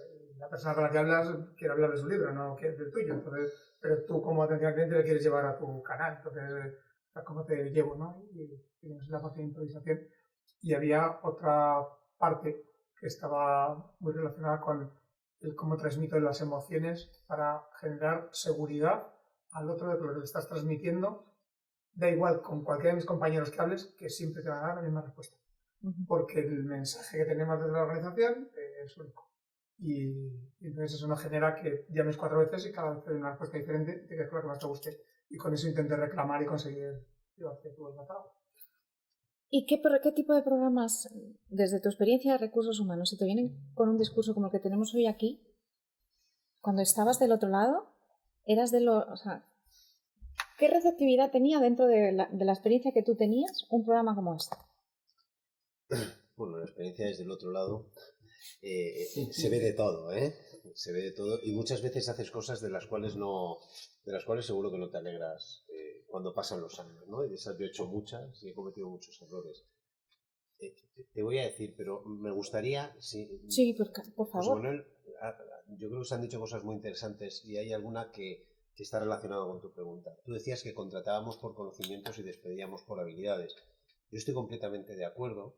Una de las cosas que creo que los empresarios tienen que entender es que o integras los comportamientos, los valores, las habilidades que tú consideres en todos los procesos del ámbito de las personas o fracasarás en el tiempo. Es decir, a mí me preguntan algunos ahora que si yo hago selección. Yo no hago selección, no me dedico a eso. Creo que hay muchas empresas que lo hacen fantástico, hay mucho headhunter, hay mucho de todo. Yo te puedo ayudar, trato de decir esto, yo te puedo ayudar a cómo tú deberías pensar en hacer la selección. Porque tú dices que no hay talento. Yo creo que eso es una verdad a medias. Yo creo que lo que pasa es que buscas el talento como tú decías. Tiene que tener esta carrera, esta formación, tiene que saber de SAP, y de no sé qué. Y luego no lo paga. Y luego, efectivamente, pues a lo mejor sabe de eso, es posible, pero no sabe de otras muchas cosas y acaba en la calle. Entonces, talento hay cosas que se pueden aprender y hay otras que no se pueden aprender tan fácil y suelen ser parte de las habilidades, ¿no? Entonces yo no estoy de acuerdo con eso de que no hay talento, no, buscamos solo un talento y no nos interesa hablar de lo importante que son las cosas que hace que una empresa dure 100 años, no que dure 10 ganando mucho dinero o lo que sea, ¿no? Hay otra cosa que habéis dicho que es no queremos que la gente piense sino que ejecute. Yo estoy de acuerdo, pero yo voy un paso más allá. Yo no estoy de acuerdo. Yo quiero que lo que se quiere es que la gente sea dócil. Ya no se quiere ni que se ejecute ni que no se ejecute. Da igual, llegado a un punto, da igual. Lo que quiere es que sea dócil. que me parece mucho más grave. No hay problema. O sea, porque los que ejecutan, bueno, pueden tener su función, pero yo creo que buscan otra cosa. Y es un punto perverso eso, ¿no? Y creo Se busca gente sumisa, ¿no? O sea, en realidad. Sí, sin duda. Yo creo que sí. Yo creo que es incómodo todo aquel que no está en la dinámica institucional o adecuada o del líder o de la corriente. Yo creo que se busca eso. Hemos vivido, yo creo que todos, y ese es un valor muy perverso y muy malo para las empresas porque está justo en contra del pensamiento crítico, que es lo único que hace mejorar y evolucionar y transformar las cosas. Este señor que está a mi lado, que hemos compartido muchas batallas juntos en el banco, en el comité de dirección, hemos tenido muchas discusiones, yo muchas veces le veía, es verdad, que él defendía muchas cosas muy transformadoras que la gente no entendía. Ya ha venido este. Me puedo incluir seguro en muchos, ¿no? Porque pensaba un poco más allá y efectivamente ese tipo de cosas las tenías que hacer escondiéndote del sistema.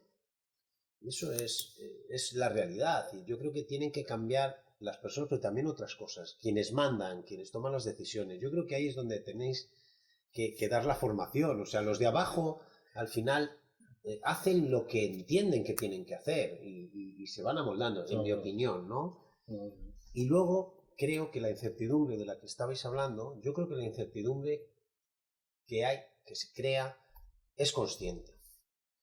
Yo creo que la incertidumbre, no hay ningún organismo que no quiera la incertidumbre, porque creo que si fuera todo muy limpio, muy controlado, perderían ellos su estatus. O sea, yo creo que la incertidumbre se genera porque se sienten más cómodos los poderosos o quienes manejan eso en la incertidumbre que no en la transparencia. O sea, puede ser que los poderosos... Yo lo creo. No, es que está diciendo una cosa interesantísima. Puede ser que los poderosos sean maestros de manejar la incertidumbre, entonces. Sí. Puede ser, o sea, que ahí tenemos el Yo he estado perfil. en varias organizaciones que una me estoy acordando el dueño y otra me estoy acordando el director general. Llegué yo a la organización y una de las cosas que digo, oye, si no tenéis un organigrama aquí, una tenía 350 personas, la otra tenía 600 personas. No, pero es que no queremos tener organigrama, porque si no la gente va a saber dónde está lo que quiere y va a empezar a pedir. ¿Qué suena? Va a empezar a pedir, pues está hablando hace 5 o 6 años, ¿eh? Nos está hablando hace 40 Bueno, pero años. encima, ¿sabes? lo peor ¿sabes? encima es que te lo venden como empresa moderna y flexible. Claro, Sí, claro. Claro, es que ese es el colmo, ¿no? Pues es la flexibilidad, claro. Hay otra muy buena que ahora con algún empresario estoy sentando y le he hecho una pregunta. Digo, ¿para ti cuál es el activo más importante de tu empresa? ¿Sabes lo que contestan el 99.9%? Las personas. Digo, bueno. Están pensando en el dinero, pero... Pues en tu empresa, que el activo más importante que tienes son las personas, te voy a contar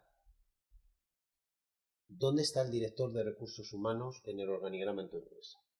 Y bueno, pues depende de medios, el CFO, el tal. Yo era la secretaria que tenía, y entonces, o sea, claro, que quien representa o quien debería estar cuidando el activo más importante que tú tienes está en segunda línea. Digo, bien. Digo, te hago la segunda pregunta. Dice, no sigas. Dice, espera. Dice, ya no quiero ir más. Dice, ya no me hagas más. Digo, es que claro. Digo, ¿cómo quieres que sigamos? Digo, por algo tan básico. Digo, ¿tienes una evaluación de desempeño? Dice, ¿para qué? Dice, eso molesta mucho a la gente. Digo, o sea, la gente piensa en ti. Digo, bueno, piensa desde el prisma empresarial. Si yo conozco a todos. Digo, no, el que no quiere. Claro, yo conozco a todos. Digo, pero oye, que tu empresa tiene 1000 personas. Digo, dice, no, pero la gente. Digo, vamos a ver. Digo, yo creo que tú lo que quieres es vender tu empresa. Digo, pero querrás que tu empresa sea mejor cuando la vendas. Digo, esto te puede aportar valor. Esto y otra. La gente se engaña a sí misma. O sea, las personas son una moneda muy fácil de cambio y todos los empresarios dicen eso, el activo son las personas. No, porque no las cuidas. Cuidar a las personas no es darle lo que quieren en la empresa. No piensan por sí mismas. Yo creo que tiene mucha culpa los máster que ha habido durante mucho tiempo, que han fomentado un tipo de formación, un tipo de educación de llegar muy rápido, con resultados muy cortos, con una visión cortoplacista del resultado, a pesar de. Entonces, como el objetivo es que esto crezca, que se enriquezca, que por supuesto tú, que estás ahí dirigiendo todo el matarro, pero me da igual el cómo. Entonces, me encontré un par de organizaciones que me decían es que es tan importante el qué como el cómo. Contigo quiero trabajar. Que vamos a hablar el mismo idioma, claro. Porque si solo pensamos en el conseguir el objetivo, pues tenemos un problema. Pues sí, la verdad es que está siendo interesantísima la sesión, porque además estamos dando con cosas muy tangibles para poder poner en marcha una vez que terminemos y empecemos a pensar en los outsides. Y claro, Miguel Ángel, a ver, te tengo que lanzar la pregunta, porque a Miguel Ángel ha sido director de Recursos Humanos de BBVA. ¿Ahí donde lo ves? Ahí donde le ves. Pero no es tanto por ahí como por su nueva faceta, porque es doctor en física y trabaja para el Instituto de Magnetismo Aplicado. Por tanto, ha sido protagonista también de alguna sesión que hemos tenido, porque este año ha sido de la cuántica. O sea, hemos hablado de física cuántica y era el tema. Entonces, ¿puede arrojarnos algo ese conocimiento para luchar contra la incertidumbre y meter algo en este programa que estamos creando? Bueno, desde el punto de vista, vamos a ver, científico, precisamente lo que busca el científico es establecer que no haya incertidumbre, o al menos reconocer cuál es cómo está hecha la naturaleza, ¿no? En definitiva, ¿no? Es decir, qué cosas todavía desconocemos, y sobre todo en el mundo cuántico todavía hay muchísimo recorrido, porque ahora se está trabajando con el tema de los ordenadores cuánticos, pero eso parece que no arranca de todo. O sea, está trabajando, pero bueno, digamos, hay también algunas corrientes que dicen que no. Entonces, desde el punto de vista científico, decir que es mi tarea actual, porque antes sí que estaba más en diferentes áreas, no solamente de recursos humanos, sino en otras también, en el banco, ¿no? Pero, claro, aquí lo que estamos intentando resolver en la parte más científica es que la incertidumbre cada vez sea menos. Tenemos esa doctrina. O a lo mejor no, porque lo que intentamos es decir, oye, esto es una materia con la que tenemos que lidiar. Pero es que, vamos a ver, pero yo digo, en el mundo científico lo que se intenta es alcanzar, tener menos incertidumbre sobre lo que conocemos. El conocimiento aquí es lo básico, ¿no? Es decir, lo que conocíamos con Pasteur, por ejemplo, que ha sido citado, pues en el 1800 o a finales de 1800, todo eso ha sido rebasado en un siglo, o un poco más de un siglo, y actualmente, pues, todo el tema de la astrofísica y de las partículas muy pequeñas, de la nanofísica, está dando, digamos, unos resultados en los últimos 30 años espectaculares, ¿no? Claro, eso siempre estamos diciendo que tenemos más conocimiento, pero cuanto más nos acercamos a ese conocimiento, también se ven que hay otras incertidumbres. Con esto enlazo con ese del mundo... Sócrates, ¿no? Claro, el área de confort. Es decir, esto es un poco desde el punto de vista también de recursos humanos, y es que dices, oye, yo estoy en un área de confort. Sácame, o yo quiero salir de ese área de confort. Perfecto. Pero es que después, ¿dónde vas a ir? ¿A qué estado de energía vas a ir? ¿Vas a buscar? Vas a ir a otro estado de confort. Porque no te vas a meter en la selva y no salir de la selva, ¿o sí? Desde el punto de vista humano, no tiene sentido. Es que estar en la selva puede ser otro estado de confort. Bueno, pero si lo defines, depende cómo lo definas. Si es un estado que te sirve a ti de confort, la selva, pues para ti sí que puede servir. Sí, por supuesto, pero estamos hablando de un modelo, digamos, más, un poco más racional, desde el punto de vista de decir, porque yo creo que sí. Y además, la gente tiene, eso es importante, yo creo que todas las personas deberían ir a diferentes estados de confort en diferentes etapas. Si estás en un área, ser un polímata, de alguna forma es eso, ¿no? Si estás en un área, por ejemplo, de recursos humanos, pasarte a un área de tecnología, o al revés, como es el caso tuyo, y después a un área de ciencia, es complicado. Y normalmente en la sociedad actual, porque te da mucho tiempo. Antes yo creo que Anderson decía que, claro, hay cosas, son disciplinas, no, lo decías tú, oye, te lo decía tu padre, no, es que antes tiene que ir a la facultad, no sé, de Derecho, después a la de Ciencias. No, pues, es muy difícil. Ahora, si fueran un tiempo pequeñito, a lo mejor sí, ¿no? O sea, que eso estaba bastante ligado, ¿no? O sea, desde el punto de vista científico, intentamos combatir la incertidumbre, pero se acercan otras nuevas incertidumbres que realmente, una vez que vas conociendo más, tienes otras. Bueno, además, es obvio. Lo bueno de la física cuántica también es que se maneja bien en la incertidumbre, porque, de hecho, el famoso principio de la física cuántica es que rompe con la física establecida, la física mecánica, Precisamente porque no se pueden establecer leyes. Claro. Porque todo depende de Y probabilidades. porque son muy complicadas, además de entender. Es decir, eso de que existan dos estados a la vez no es fácil de entender, ¿no? Es decir, de que si está el estado complejo, de volvemos a la spin complejidad. para arriba y otro para abajo en un momento determinado, y después no, desde el punto de vista física, digamos, tradicional o clásica, no tiene sentido.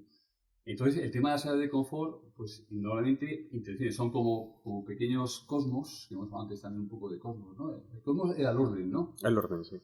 Pues entonces vas a un cosmos 1, después te vas al cosmos 2, etc., ¿no? Estamos buscando el orden, pero sí que quiero tener desde el punto de vista de la persona, el poder salir de esa área de confort y buscar cuál es el nuevo cosmos para ti, ¿no?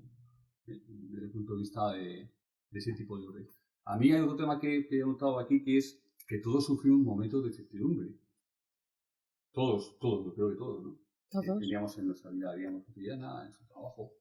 El tema es cómo resolvemos, eso habrá que hacer un ejercicio, cómo hemos resuelto cada uno de nosotros nuestros mayores problemas o más grandes problemas de incertidumbre.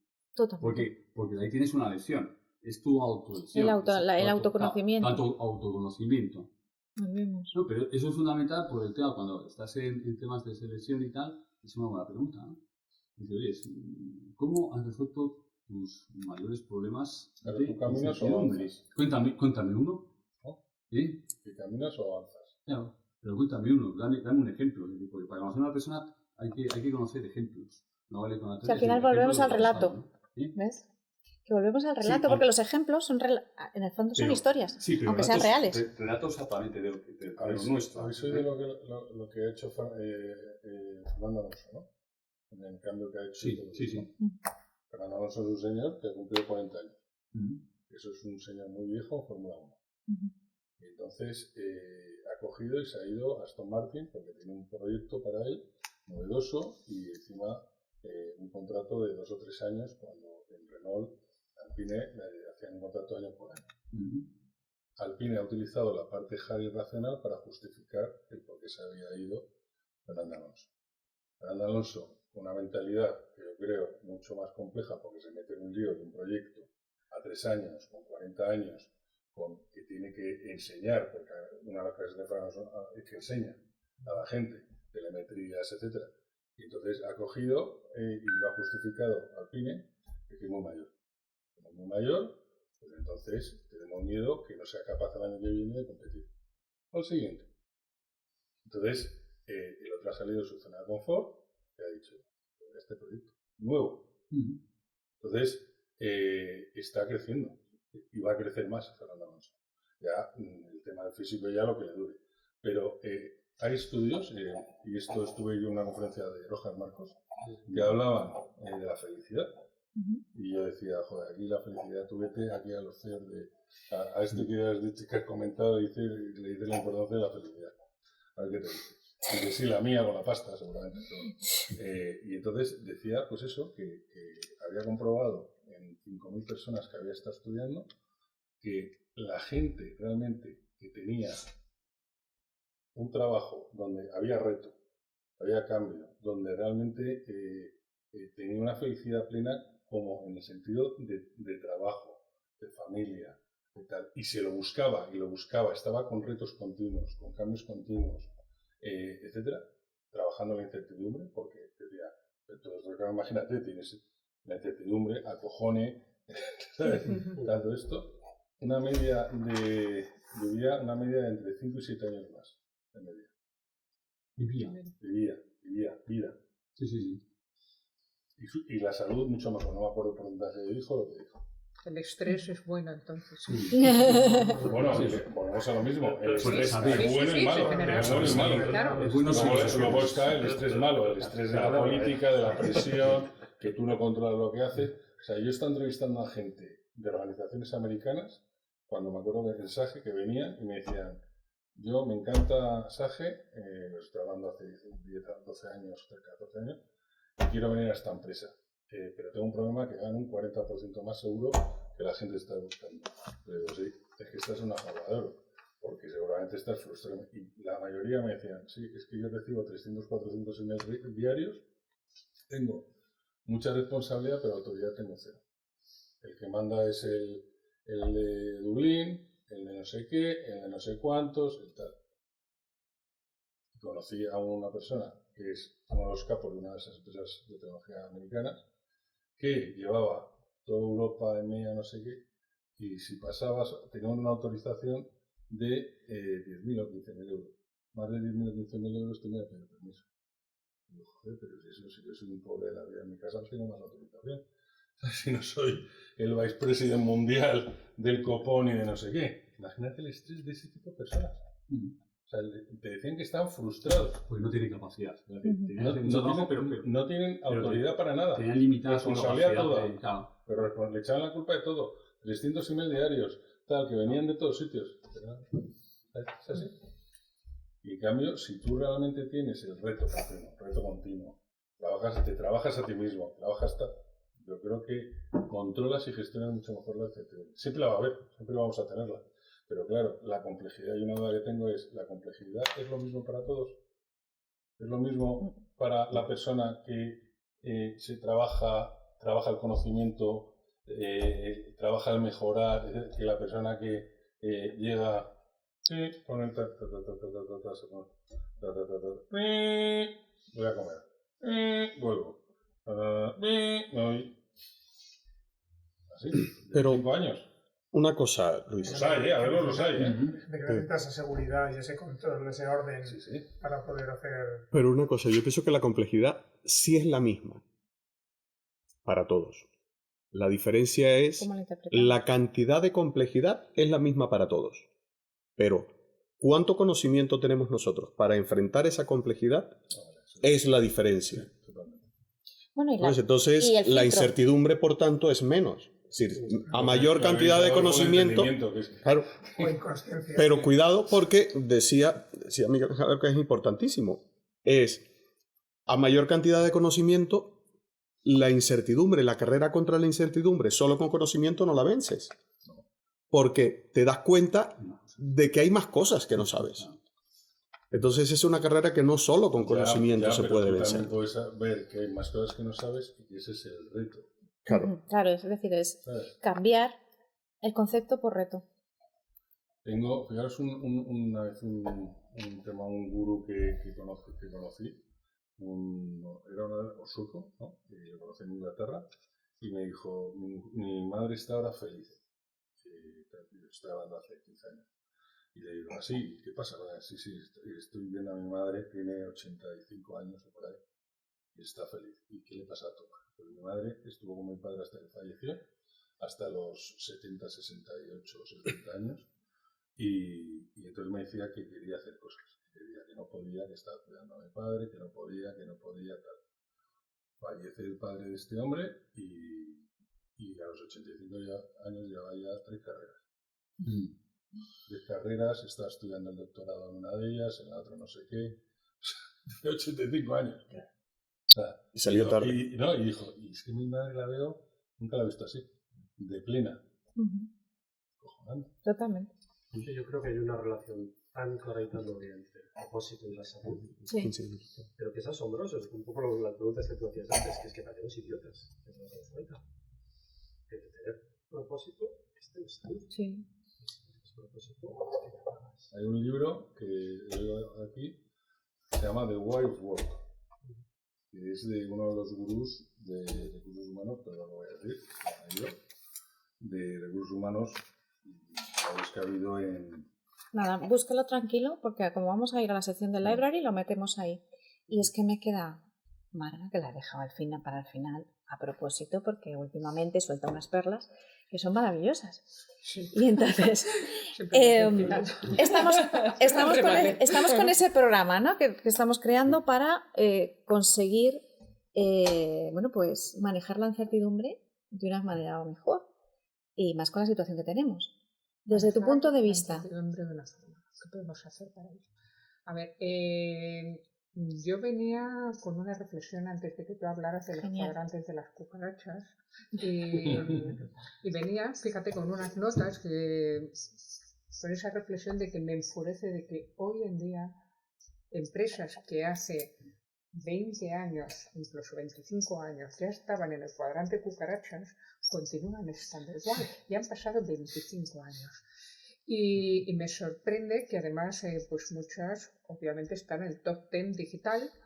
¿Y qué es lo que está pasando para que ellas, que son las poderosas, son las reinas de los sistemas complejos, de los procesos complejos, no sean capaces de salir de ese cuadrante? O sea, porque seguimos apalancados a nivel de grandes empresas O Marga, estando en el cuadrante, no se la dan. Ya, pero fíjate, los dogmas de fe que manejamos a nivel de grandes empresas, se manejan en las grandes empresas, se basan sobre todo en asumir que van a tener que trabajar procesos muy complejos y que a partir de esos procesos complejos, si puede ser, los voy a dejar siempre como estén, es decir, un año, otro año, cambia la dirección, cambian los líderes.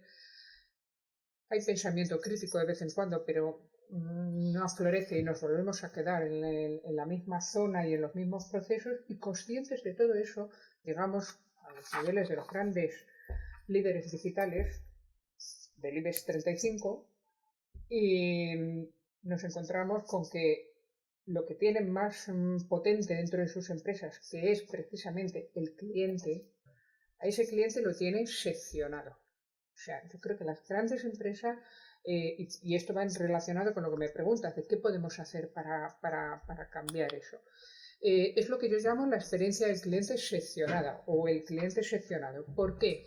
Porque algo tan complejo como somos los seres humanos y algo tan rico y complejo como son los clientes para las empresas, nos empeñamos, y esto lo venimos haciendo, corrígeme Miguel Ángel, corrígeme Adolfo, desde hace décadas.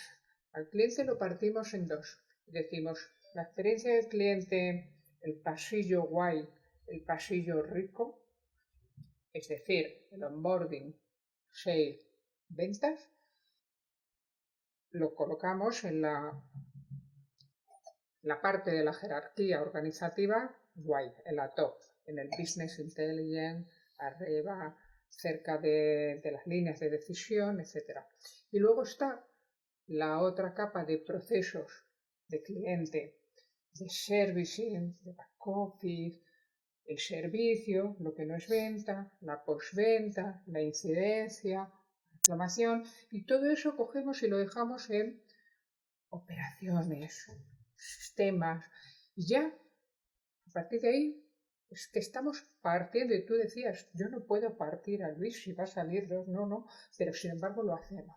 Cogemos al cliente, lo partimos en dos y decimos, la parte que me interesa la voy a colocar aquí.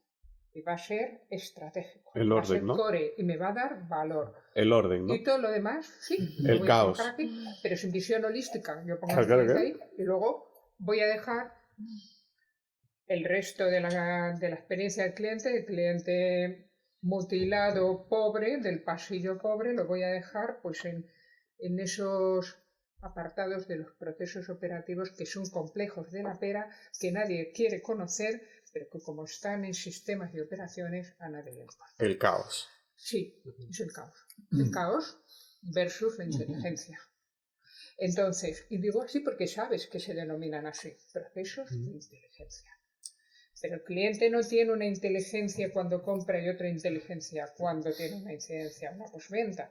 Entonces, ¿con esto qué quiero decir? Que realmente luego todos intentamos arreglar y tratamos de hacer componentización y ponemos el CRM, ponemos lo otro, intentamos arreglarlo. La inteligencia y el caos operativo. Y entonces buscamos piezas y vamos a ver si lo cambiamos. Y a ver si de paso los clientes están más satisfechos. Entonces yo creo que ¿qué podemos hacer ahí para cambiar esto? Yo creo que necesitamos desarrollar mayor pensamiento crítico a nivel empresarial, aunque esté reñido con los valores. Yo creo que la filosofía, hay un despertar de la filosofía en las empresas, pero no es un despertar visible, expuesto, sino que es un despertar que está fuera del entorno laboral, es decir, que te vas a cenar con el grupo de compañeros, pero no a tomar la caña, sino a pensar, a hablar, a tratar de libros, etcétera. Yo creo que uno de los pasos que nos falta, que serían interesantes o importantes para abordar la incertidumbre, es sobre todo, lo que habéis comentado, o sea, dejar un poco ese borreguismo que existe a nivel empresarial y a nivel de estos dogmas de fe que llevamos décadas, y seguimos con los mismos bichitos en los mismos cuadritos, pues tendríamos que trabajar sobre todo muchísima libertad de pensamiento crítico, muchísima libertad de filosofía, que hoy en día yo creo que en el management no está. Y sobre todo es algo que creo que desde la parte de la consultoría se debería apoyar mucho. Es decir, la consultoría, además de dar ayuda y de prestar ayuda, creo que deberíamos empezar a trabajar también en la enseñanza filosófica. Y pienso que cada vez cuesta más porque hay en Aranda de Duero una librería a la que suelo ir, está en la parte de abajo de un centro comercial, y cada vez que estoy cerca me paso por la librería. Me gustaba mucho porque buscan libros de segunda mano y están comprando libros y están metiendo libros y siempre tienen cosas bastante interesantes. Cada vez que puedo voy, y cada vez que voy, los libros de filosofía, los libros de pensamiento, los libros van a una parte más lejana, en un pedacito más pequeño. Más oscuro y al fondo. La última vez que fui, y digo última porque fue la última y ya no vuelvo, han dejado una balda en la parte de arriba donde ya es que ni siquiera los puedes ver, porque es que están tan altos que te tienes que subir en una escalera.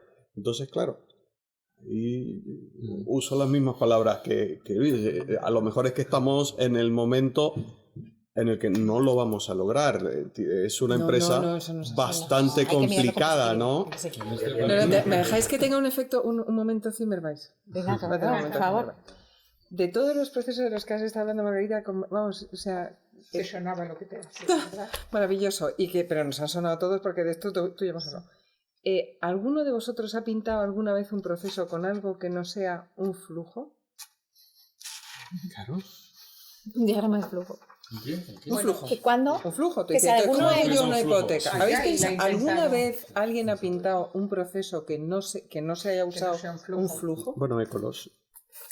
A ver, los flujos, si se los das a un humano, igual. Porque el humano, nuestro córtex frontal, es capaz de reaccionar. O sea, si ahora mismo esta menina estalla, pues todos nosotros sabríamos qué hacer. Que en el flujo no está puesto. Los sistemas son golems. No saben qué hacer. Vale. Todos diseñamos sistemas con procesos de flujo. ¿Sabéis en una hipoteca cuántas excepciones hay? Es decir, cosas que no se comportan como está algo pintado. Venga, una cifra. 250. Un porcentaje, va, para que no sea horrible. O de cada 1000 o de cada 100, ¿cuántas excepciones puede haber? Un 50%. 99,5. 99,5. Sí, pero las seguimos llamando excepciones. Que no lo sé, Rick, que digo yo. Vale, entonces, los que llevamos en esto un poquito más tiempo que la puerta ya, ¿vale? Entonces, si tú pintas un flujo, dentro de nuestro cuerpo, lo que funciona como flujo son nuestros sistemas internos. Nuestra digestión siempre va, yo trago y luego pasan y pasan. Y en algún 10% pues no sale por el mismo lado que debiera de costumbre, sino que tal. Más o menos 10%. Los sistemas internos funcionan así y veníamos de ese mundo. En los sistemas relacionales, nada funciona así. Tú no podrías nunca hacer un flujo para una relación interpersonal, para un desayuno. Dirías, hombre, sí, me traen el café, me lo tomo, pero sabiendo que cada desayuno va a ser diferente. El mecanismo de los flujos no funciona. Yo he visto a gente intentar escribir websites en COBOL y hubo un momento en que dijeron, no se va a poder. Y lo dejaron y se inventó el Java. El Java, o sea, los orientados a objetos llevaban inventados 50 años. Y no se habían utilizado porque, ¿para qué necesitas esto para sacar una nómina? Se necesitaron cuando el sistema salió a un mundo interactivo que tiene una complejidad muchísimo mayor. Complejidad igual variabilidad. Es decir, que cada cliente va a venir y va a hacer lo que le da la gana. Y entonces te dice el CTO de Telefónica, bueno, es que los clientes no pueden hacer lo que quieren. Y tú, pues yo tengo 4 hijos y no lo consigo y tengo novia la de palancas, o sea que ríndete. No puedes hacer eso así. Ahora mismo todos los flujos se diseñan como si lo que hubiera enfrente fuera un córtex frontal humano. Y en todos los casos los estamos automatizando. O sea que todos los protocolos, call center y tal, están hechos con un mecanismo que no funciona para un proceso relacional.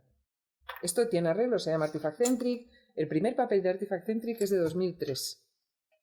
Porque, vamos, que es que yo salí de ING diciendo, no hay rayas en el mundo para que yo pinte la casuística de una hipoteca. No la hay. O sea, no la hay. Esto se parece al moño de una loca, no le vale a nadie de nada y casi que mejor me lo hago yo a pelo y ponemos a un señor. Porque cuesta una burrada de dinero. Entonces, vamos a mirar los cuellos de botella. No hay. Se llama síndrome de Ana Karenina, si lo queréis mirar. Que hablando de relato, claro, tú llegas y llegaba Adolfo y decía, ¿por qué no funciona? Pues porque no has podido pintar todas las posibles rayas. Esto nos ha pasado antes. Los trenes solo van por los raíles que están. Si tú intentaras navegar así, te hundías todas las veces.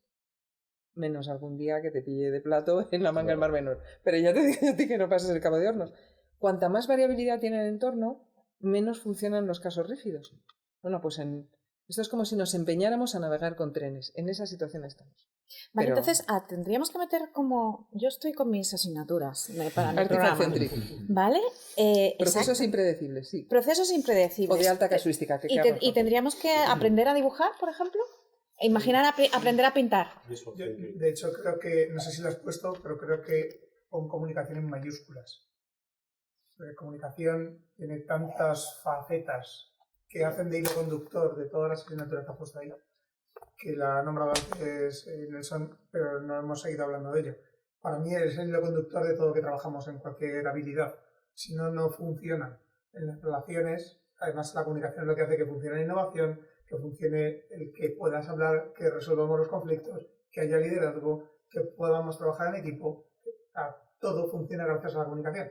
Y hay tantas variables, desde la comunicación puede ser eso, visual, puede ser oral, puede ser simplemente por la manera en la que yo transmito mis emociones al lado, por osmosis, como cuando nos miramos y nos reímos y los dos generas esa complicidad. Pues hay tantas formas de comunicarnos que no están trabajadas y por tanto se están perdiendo la manera en la que luego conseguimos esos resultados que esperamos de la gente. Y nosotros pues, es lo que intentamos hacer, que lo vivan. Las habilidades hay que vivirlas, no te las pueden contar. Bueno, vamos a ir cerrando. Te necesito tus reflexiones, Nelson. No. La parte, es que Nelson siempre, para los que no habéis venido a otra sesión Leonardos, él siempre cierra con su propia reflexión e introduce la sección de Library, que es una sección donde recomendamos libros relacionados con los temas que hemos tratado. Claro, entonces, como está mal pagarme y darme el cambio, claro que... la reflexión, bueno, yo pienso que lo tenemos muy claro, ¿no? Y hoy se ha hecho un análisis. Pienso que vemos que el lecho de Procusto está en muchos sitios, ¿no? Y es por eso que incluso es uno de los libros que traigo. Nassim Taleb hace un análisis de la historia del lecho de Procusto y luego lo que hace son aforismos de todos tipos en todos los entornos donde aplica o donde se puede ver el lecho de Procusto, ¿no? Adolfo ahora habló y lo que dijo es aplica el lecho de Procusto. Cuando tú aplicas el lecho de Procusto, es decir, no nos damos cuenta por la forma metafórica en la que hablamos, pero el lecho de Procusto está... Sin cortar cabezas, ¿no? Es sin no... la parte sí. Y el otro, bueno, todos conocéis a mí, don Antonio Escotado, también es un referente de la filosofía de este país, junto a Gustavo Bueno. Y desde luego Caos y Orden de Antonio Escotado me encanta. Y el de Thinking in Systems. Sí. Thinking in Systems, ¿okay? Es que me lo pasaste, pero hay dos en Amazon, yo creo que es la misma, de Donella Meadows. De Donella Meadows.